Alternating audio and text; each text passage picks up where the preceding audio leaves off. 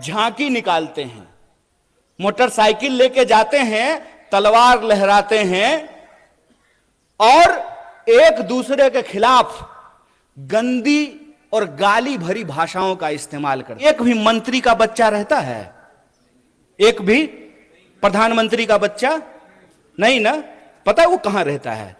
वो ऑक्सफोर्ड में रहता है, वो कैम्ब्रिज में रहता है, वो लंदन में रहता है, वो न्यूयॉर्क में रहता है।